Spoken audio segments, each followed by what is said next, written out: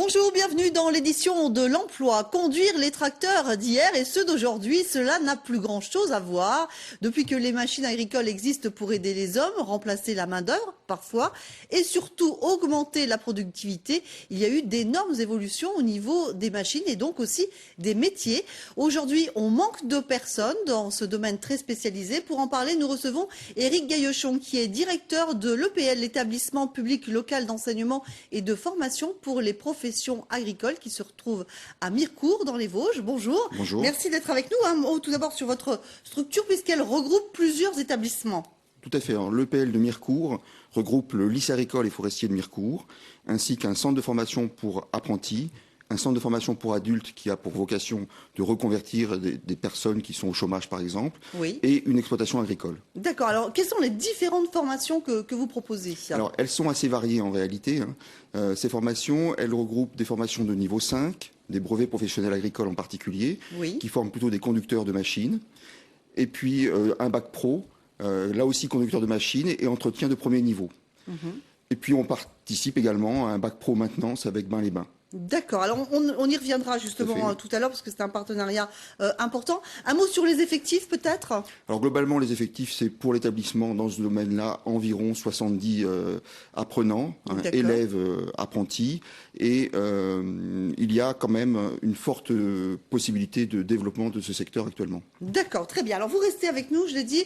Vous formez donc des personnes qui sont très recherchées sur le marché de l'emploi. Aujourd'hui, on manque de personnel dans ce secteur. Exemple, dans une entreprise vosgienne où l'on répare des machines agricoles. Reportage de Malika Boudiba et de Bruno Courteau.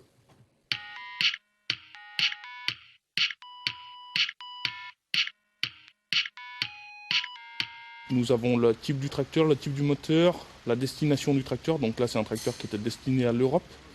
Nous sommes dans l'entreprise Petit Jean dans les Vosges.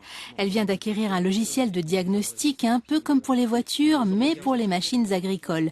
Et ce jour-là, le formateur de la marque est présent. On va évoluer de toute façon en même temps que les machines, donc on verra.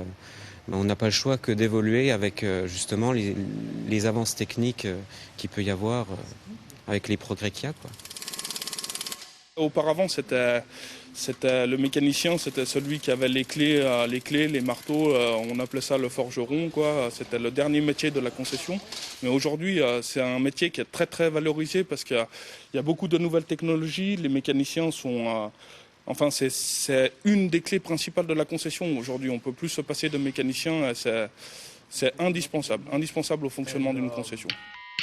Et oui, car les métiers évoluent, se complexifient et dans le même temps deviennent plus intéressants.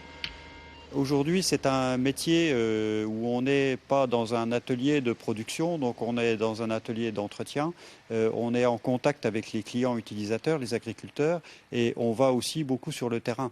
Donc c'est un métier très varié. On passe du tracteur à la faucheuse, à la faneuse et à d'autres produits aussi sophistiqués. Et donc il n'y a pas de monotonie. On ne peut pas s'enrouler dans la monotonie dans ce métier-là. Le machinisme agricole fait partie des secteurs qui recrutent. Dans les Vosges, il existe une formation à Mirecourt et depuis peu un bac pro à Bain-les-Bains.